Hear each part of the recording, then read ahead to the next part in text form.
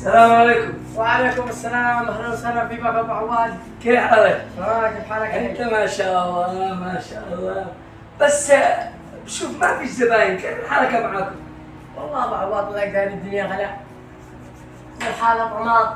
لا حول ولا قوه الا بالله. كيف تقزعوا يعني يمشوا ايام الراكده هذه اللي ما تبيع حالك، كيف تصرفوا وكيف تعملوا؟ يا اخي نقلب نفوسنا نبيع ان احنا نبيع الطماط.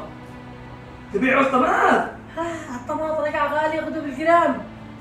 ها بالجرام تبيعوا الطماط؟ ايوه بالجرام. قيس وقيس الذهب. كيف وين كيف تصلح وكيف؟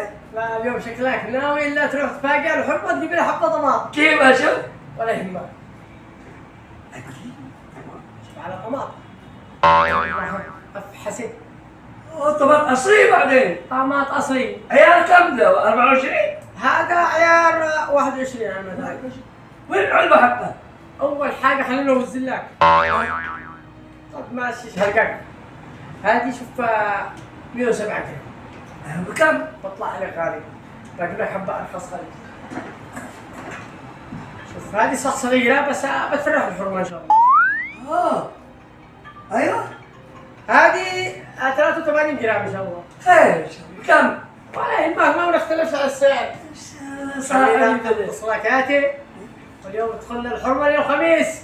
هتدخل لي بهذه الهدية وبدعيني إن شاء الله أبو عواد. ما شاء الله ما شاء الله ما شاء الله. طيب والبلدية والواجبات بتحنى بالله أبو عواد.